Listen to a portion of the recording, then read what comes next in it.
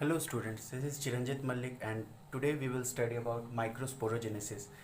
In the last lecture, we already have studied about the TS of anther.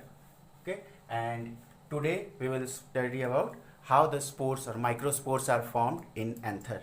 So let's start.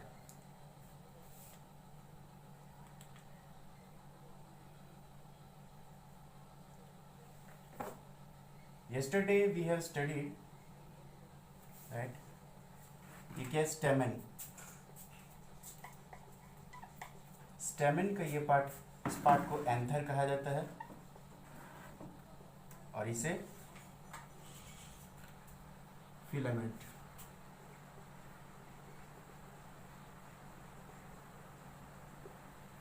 Okay,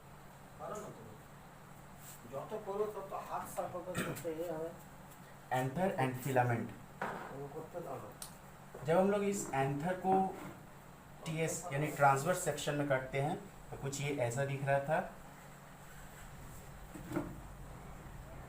ये 4 layered wall बना रहा था। Epidermis एक wall था, epidermis, endothecium, middle layers और tapetum, ये 4 wall का बना हुआ था। इसे क्या कहते थे हम लोग?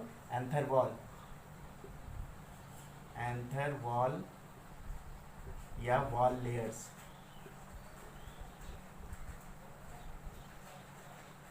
ये 4 लेयर था, इसे हम लोग लास्ट लेक्चर में पढ़ चुके हैं। और उसके बाद यहाँ पर था स्पोरोजिनस टिश्यू, जिसको हम लोग क्या कहते हैं? स्पोरोजिनस टिश्यू और माइक्रोस्पोर मदर सेल और पॉलन मदर सेल। ठीक है, इस हिस्से को स्पोरोजिनस टिश्यू या माइक्रोस्पोर मदर सेल या पॉलन मदर सेल कहा जाता है। ठीक है, अब हम लोग आगे पढ़ते हैं कि स्पोरोजिनस टिश्यू से माइक्रोस्पोर्स कैसे बनते हैं। This is the sporogenous tissue.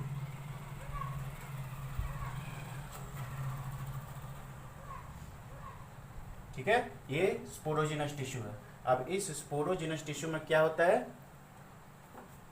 देखो, कोई भी सेक्सुअल सेल जो कि गैमेट प्रोड्यूस करता है, हर गैमेट प्रोड्यूसिंग सेल जो होता है वो मियोसिस से अंडरगो करता है। ठीक है, तो ये भी मियोसिस से अंडरगो करता है। तो मियोसिस का मैं पहले ही बता चुका हूँ कैरेक्टरिस्टिक फीचर क्या होता है मियोसिस का, कि एक सेल से 4 सेल बनेंगे।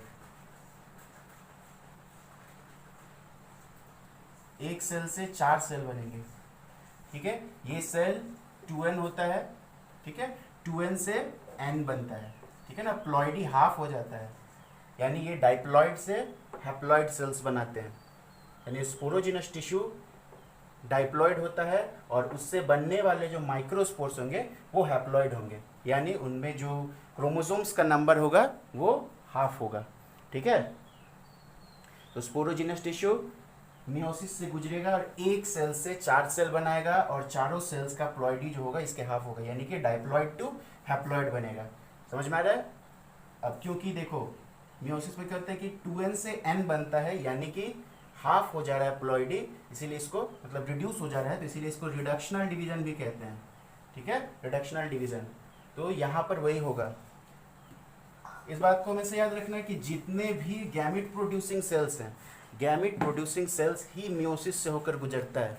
ठीक है, कोई भी वेजिटेटिव सेल या सोमैटिक सेल जो हम लोगों के बॉडी के हाथ, पैर, आँख, कान, मुंह, इन सब के कोई भी सेल जो है मियोसिस से नहीं गुजरता है। सिर्फ और सिर्फ गैमेट प्रोड्यूसिंग सेल ही मियोसिस करता है। ठीक है, बाकी जितने भी सेल्स हैं सब माइटोसिस करते हैं। माइटोसिस को इक्वेशनल डिवीजन भी कहते हैं और उसमें क्या होता है, एक सेल से 2 सेल बनता है और उसके प्लॉइडी में कोई इफेक्ट नहीं आता है, यानी 2n to 2n। डाइप्लॉइड है तो डाइप्लॉइड ही बनेगा। ठीक है,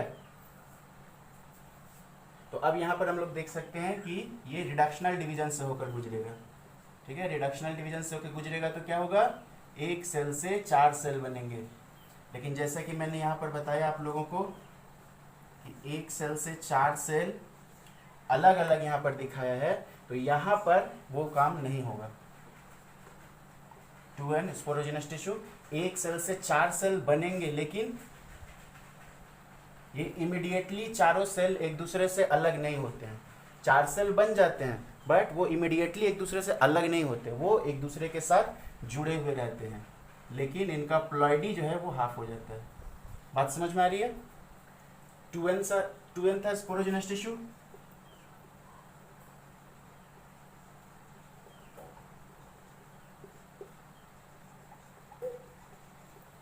स्पोरोजिनस टिश्यू 2n है, 2n से क्या बनता है, n बनता है, ठीक है, क्योंकि ये रिडक्शनल डिवीजन है।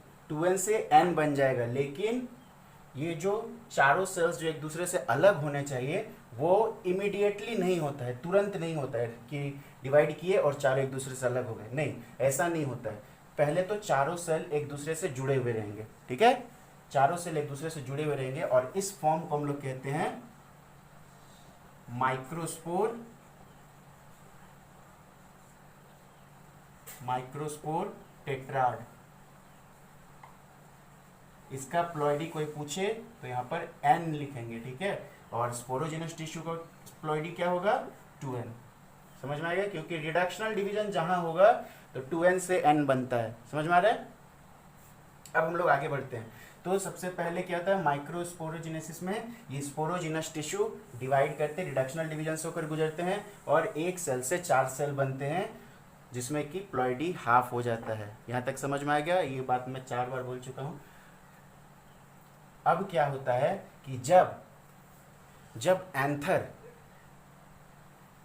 डिहाइड्रेट होता है, जब एंथर डिहाइड्रेट होता है तब क्या होता है, डिहाइड्रेशन के बाद ये चारों सेल एक दूसरे से अलग हो जाते हैं और 4 हैप्लॉइड माइक्रोस्पोर्स बनाते हैं। समझ में आ रहा है ना? ये जो चारों एक दूसरे से जुड़े हुए थे, माइक्रोस्पोर टेट्राड का फॉर्मेशन कर रहे थे, वो टेट्राड अब टूट जाएगा और चारों सेल एक दूसरे से अलग हो जाएंगे, और हर एक सेल को हम लोग क्या कहेंगे, माइक्रोस्पोर्स, जिसे हम लोग जनरली किस नाम से जानते हैं, पॉलन। ठीक है, समझ में आ गया?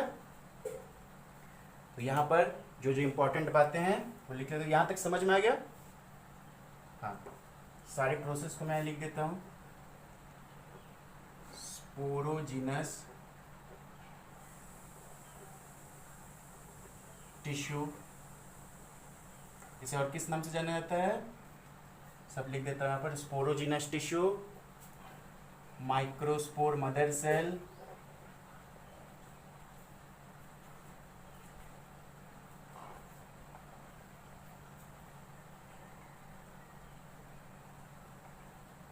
या पॉलन मदर सेल, तीनों एक ही चीज है।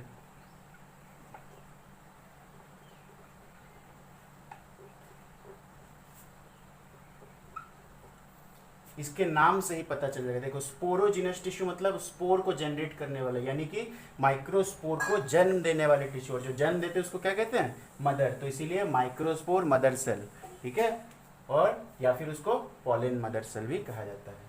ठीक है, तो तीनों का नाम लिख दिया हूं मैं यहाँ पर, ताकि बाद में कोई दिक्कत ना हो। Sporogenous tissue, microspore mother cell और pollen mother cell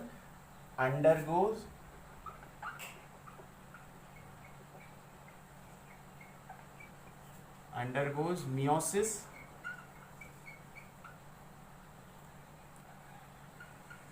and form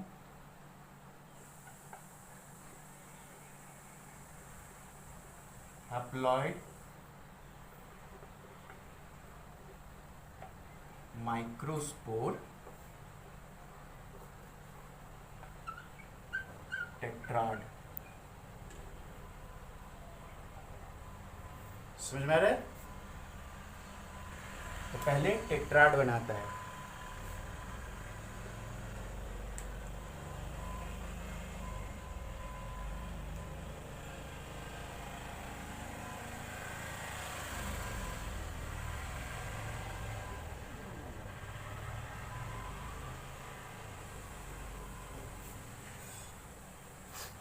अब क्या होता है, जब ये डिहाइड्रेट हो जाता है, ये एंथर का क्रॉस सेक्शन है, जब एंथर डिहाइड्रेट हो जाता है तो इन जगहों से ये ब्रस्ट करता है, ठीक है, डेहिसेस करता है, और यहाँ से जितने भी माइक्रोस्पोर बने हैं, ठीक है ना, वो इस रास्ते से बाहर निकल जाते हैं, यानी कि पॉलन ग्रेन यहाँ से बाहर निकल आ रहे हैं।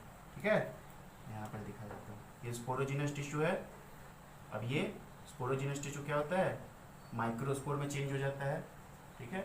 एक स्पोरोजिनस टिश्यू से 4 माइक्रोस्पोर, इसी तरह सिर्फ एक ही स्पोरोजिनस टिश्यू नहीं होगा, बहुत सारे स्पोरोजिनस टिश्यू होंगे, तो माइक्रोस्पोर भी बहुत हाई अमाउंट में होता है।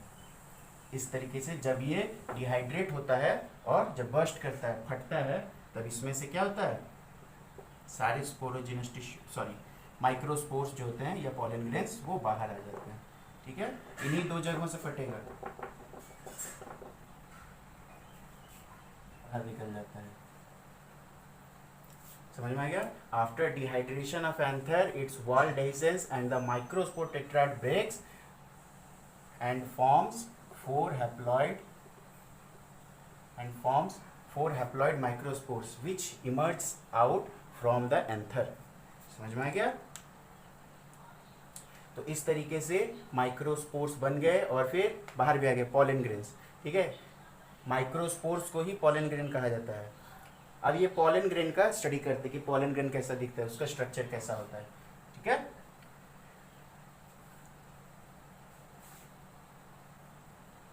ये है पॉलन ग्रेन का स्ट्रक्चर,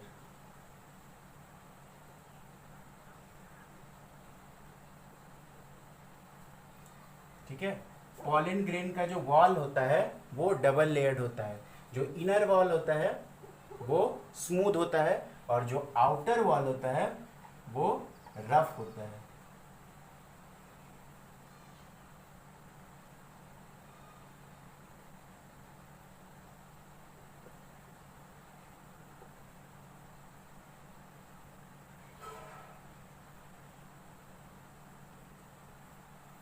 समझ में आ रहा है। इनर वॉल स्मूथ है और आउटर वॉल जो है वो रफ है, और ये जो सेल होता है वो 2 हिस्सों में बटा होता है, ठीक है। 2 हिस्सों में बटा होता है, एक बड़ा और एक छोटा। एक पॉलन ग्रेन 2 हिस्सों में बटा होता है, एक बड़ा और एक छोटा। समझ में आ रहा है। ये देखो बड़ा है और ये छोटा है। बड़े वाले सेल को हम लोग कहते हैं वेजिटेटिव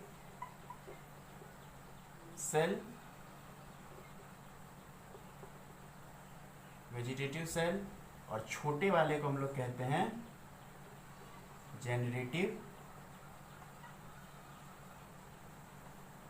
सेल। अब सेल है तो जाहिर सी बात है कि उसमें न्यूक्लियस भी होगा, लेकिन दोनों का न्यूक्लियस में बहुत फर्क होता है।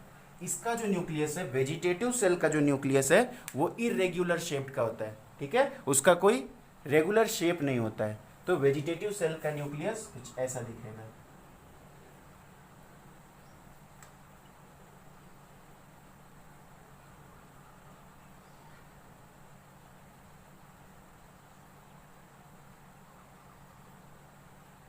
ठीक है, ये इसका न्यूक्लियस है।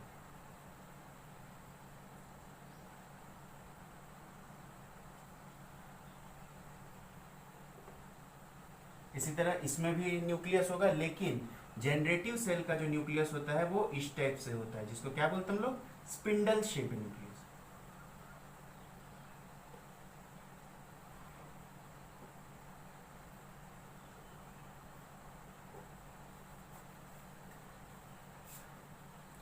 समझ में आ गया। इसका जो आउटर वॉल होता है उसे हम लोग कहते हैं एक्साइन, और जो इनर वॉल होता है उसे कहते हैं इंटाइन।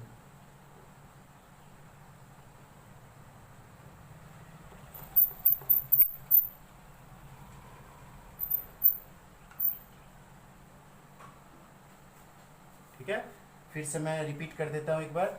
आउटर वॉल को एक्साइन, इनर वॉल को इंटाइन, बड़े वाले सेल को वेजिटेटिव सेल और छोटे वाले सेल को जनरेटिव सेल। ठीक है, वेजिटेटिव सेल और जनरेटिव सेल में अंतर क्या है कि वेजिटेटिव सेल में जो है जिसको साइटोप्लाज्म है वो डेंस होता है काफ़ी, ठीक है, और उसका जो न्यूक्लियस होता है वो इरेगुलर शेप्ड होता है, जबकि जनरेटिव सेल का जो न्यूक्लियस है वो स्पिंडल शेप्ड होता है। समझ में आ गया। अब सबके बारे में लिख देते हैं। तो सबसे पहले एक्साइन का,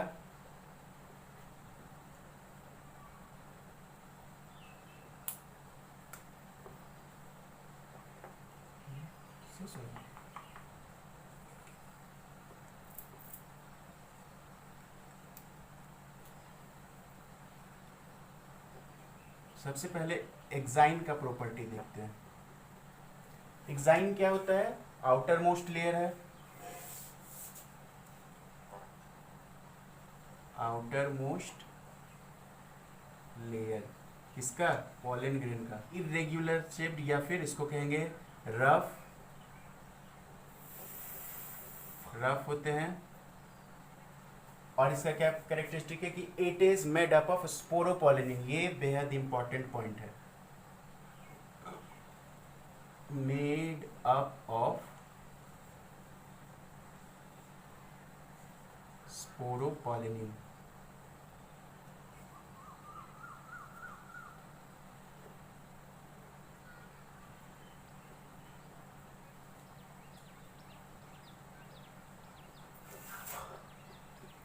ठीक है, स्पोरोपोलिनिन क्या होता है?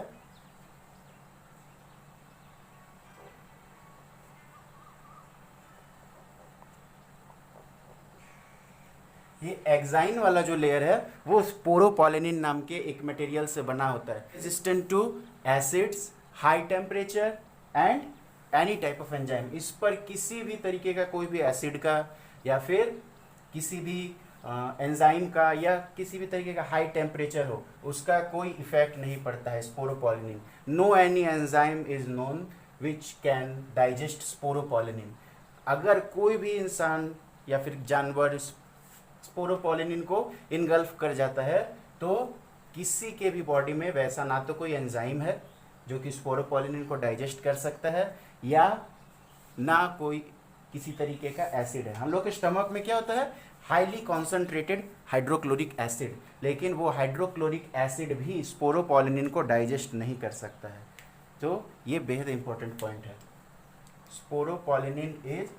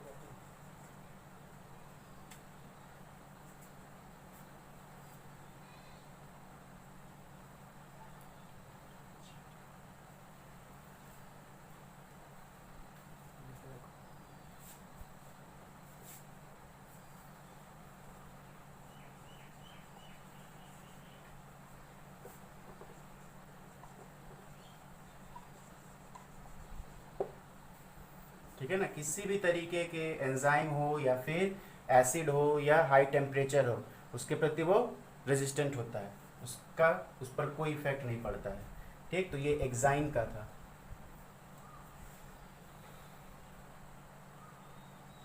इसको अंडरलाइन कर देता हूँ यहाँ पर, विशेष रूप से यहाँ पर ध्यान देना है इसको, वेरी इंपॉर्टेंट पॉइंट। दूसरा है इन टाइम।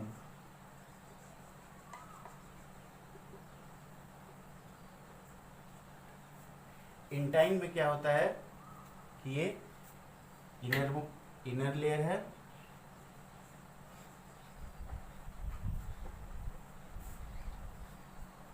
इसी तरह तीसरा क्या है? Vegetative cell.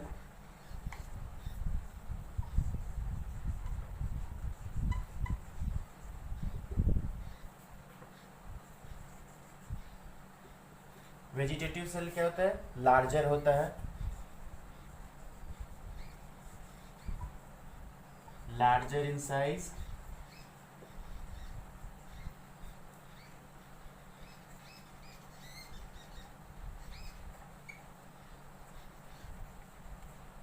साइटोप्लाज्म इसका डेंस होता है,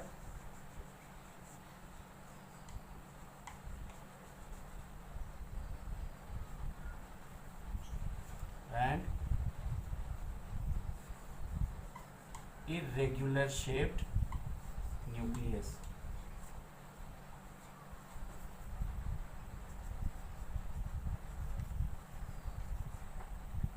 ठीक है, ये पॉइंट इंपॉर्टेंट है। इसका जो न्यूक्लियस होता है वो इरेग्युलर शेप्ड होता है। चौथा,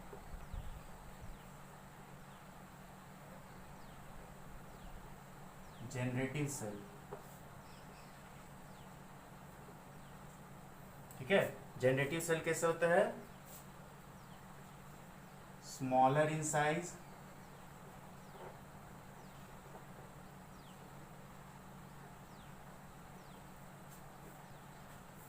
और इसका जो न्यूक्लियस होता है वो कैसा होता है? Spindle shaped nucleus. बुडूटा चलिए देखो।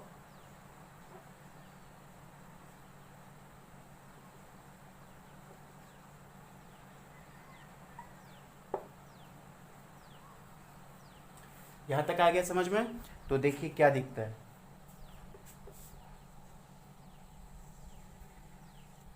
ये एक पॉलन ग्रेन था, ये उसका एग्जाइन था।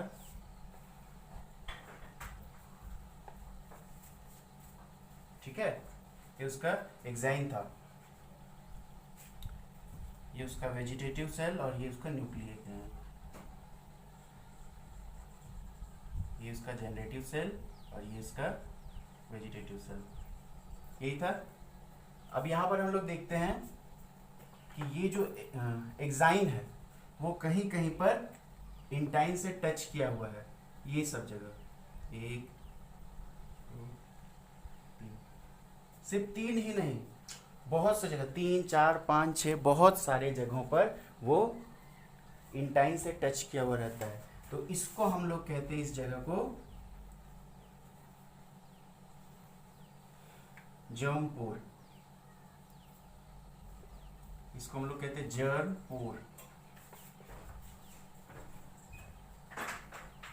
ठीक है, जर्म पोर कहा जाता है। और जर्म पोर सिर्फ कोई जरूरी नहीं कि एक ही हो, है ना, एक हो सकते हैं किसी पोलन ग्रेन में, किसी में 2 3 4 5 कितने भी हो सकते हैं। समझ में आ रहा है? जर्म पोर का क्या काम है कि जब पॉलिनेशन हो जाता है, जब पॉलन ग्रेन स्टिग्मा पर गिर जाता है, उसके बाद जो है ये पॉलन जर्मिनेट करता है। पॉलन जर्मिनेट करता है और क्या बनाता है? Pollen tube. ठीक है, ये पॉलन ट्यूब बनाता है। जैसे ये हम लोगों का स्टिग्मा है, स्टाइल है, ये इसका ओवरी है। ऐसा ही था फीमेल प्लांट का। ठीक है, तो ये मान लेते हैं एक पॉलन ग्रेन इसके ऊपर आकर गिर गया, तो पॉलन ग्रेन इसके ऊपर गिरने के बाद क्या होता है? ये पॉलन जो है वो जर्मिनेट करता है। ठीक है, अंकुरित होता है। जर्मिनेट करने के बाद क्या होता है? पॉलन ट्यूब बनता है। ये पॉलन ट्यूब हमेशा जर्म पोर से ही निकलेगा, किसी और जगह से वो नहीं निकल सकता है। जर्म पोर जहाँ रहेगा वहीं से पॉलन ट्यूब डेवलप होता है। और पॉलन ट्यूब का काम क्या है? पॉलन ट्यूब का काम है कि इस न्यूक्लियस को लेकर के जाना पॉलन ट्यूब के थ्रू, और यहाँ पर उसका फीमेल गैमेट रहता है, उस फीमेल गैमेट तक पहुँचाना इस न्यूक्लियस को। ये न्यूक्लियस इधर से होते हुए फीमेल गैमेट तक पहुँचता है और वहाँ पर जाकर के क्या होता है? फर्टिलाइजेशन होता है। ठीक है, तो पॉलन ट्यूब का काम है जनरेटिव सेल के न्यूक्लियस को, वेजिटेटिव सेल का न्यूक्लियस नहीं जाएगा, सिर्फ जनरेटिव सेल का न्यूक्लियस को लेकर के फीमेल गैमेट तक पहुंचाना, ये पॉलन ट्यूब का काम होता है। और पॉलन ट्यूब कहाँ से जर्मिनेट होता है? जर्म पोर से। ठीक है, तो जर्म पोर का ये काम हो गया।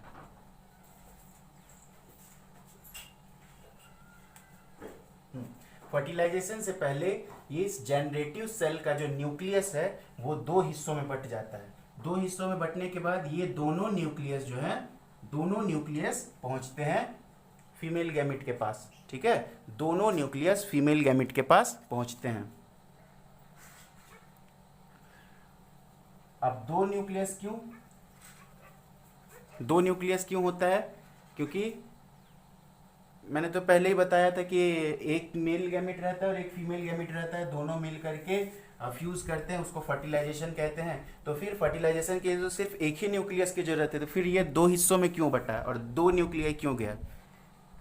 वो इसलिए क्योंकि जो फीमेल गैमेटोफाइट होता है वो 8 न्यूक्लिएट होता है, सिर्फ एक न्यूक्लियस उसमें नहीं होता है, उसमें 8 न्यूक्लियाई होते हैं, ऊपर 3, नीचे 3 और बीच में 2, इस टाइप से होता है। 8 न्यूक्लिएट स्ट्रक्चर होता है फीमेल गैमेटोफाइट। उस फीमेल गैमेटोफाइट के 8 न्यूक्लियाई में से 2 न्यूक्लियाई को ये फर्टिलाइज करेगा, ठीक है, 2 न्यूक्लियाई के साथ वो जाकर के फ्यूज करेगा। समझ में आ रहा है? इसीलिए ये 2 हिस्सों में बंटता है, 2 को जाकर के उसके साथ फ्यूज करना है, एक इसके साथ करेगा और एक इन दोनों के साथ करेगा, ठीक है। तो वो हम लोग नेक्स्ट लेक्चर में पढ़ेंगे, बट इतना हम लोगों को अभी याद रखना है कि फर्टिलाइजेशन से पहले पॉलन ग्रेन का जो जनरेटिव सेल का न्यूक्लियस है उसको 2 हिस्सों में बंटना पड़ता है, ठीक है।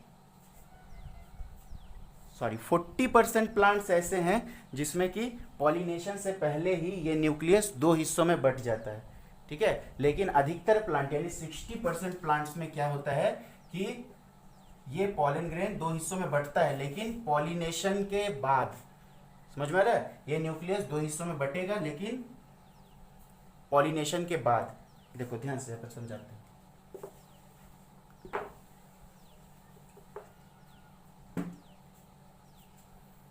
जैसे ये मेल पार्ट है, मेल पार्ट में जैसे ही पॉलन ग्रेन बना है ना, पॉलन ग्रेन बनने के बाद क्या होता है कि वो 2 हिस्सों में पहले ही बट जाता है। लो बड़ा करके बना, यहाँ पॉलन ग्रेन बनने के बाद ही वो, मान लेते हैं एक पॉलन ग्रेन है और ये इसका जनरेटिव सेल है, तो बनने के तुरंत बाद ही वो उसका न्यूक्लियस जो है वो 2 हिस्सों में बट जाता है, ठीक है, पहले ही।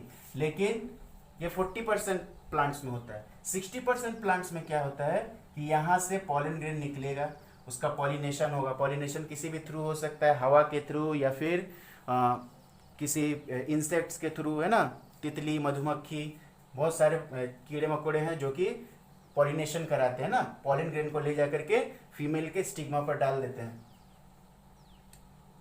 तो पॉलिनेशन के बाद ये होता है, ठीक है। जैसे यहाँ पर पॉलिनेशन हो चुका है ना, क्योंकि फीमेल पर आ गया है, तो उसके बाद ये 2 हिस्सों में बंटता है।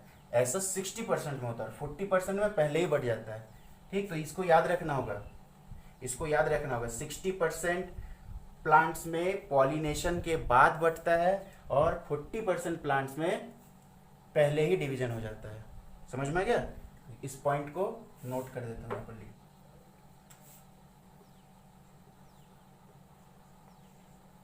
पहले तो germ pour,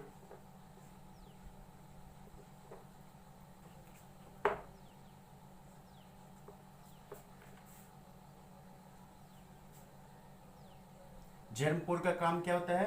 it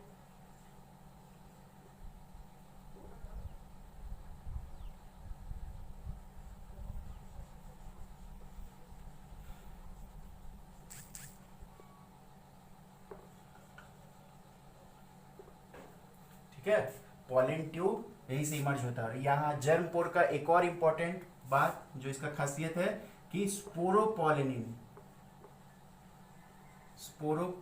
is absent here. स्पोरोपॉलिनिन यहाँ पर नहीं होता है। जैसे कि हम लोगों ने बताया कि एक्साइन जो है वो पूरा पॉलन ग्रेन्स को घेर कर रखता है, तो एक्साइन जब पूरे पॉलन ग्रेन को घेर कर रखता है तो पूरे सरफेस में उसका स्पोरोपॉलिनिन होना चाहिए। लेकिन जर्म पोर्स ऐसे जगह होते हैं जहां पर एक्साइन जो है वो इंटाइन को टच करके रहता है, इसीलिए वहां पर स्पोरोपॉलिनिन एब्सेंट रहता है, ठीक है। स्पोरोपॉलिनिन उस जगह पर नहीं होता है। ये बहुत ही इंपॉर्टेंट टर्म है, ये नीट में ये पूछा जा सकता है कि पॉलन ग्रेन के किस हिस्से में स्पोरोपॉलिनिन नहीं पाया जाता है, तो उसका आंसर होगा जर्म पोर। जर्म पोर में स्पोरोपॉलिनिन नहीं पाया जाता है। समझ में आ गया?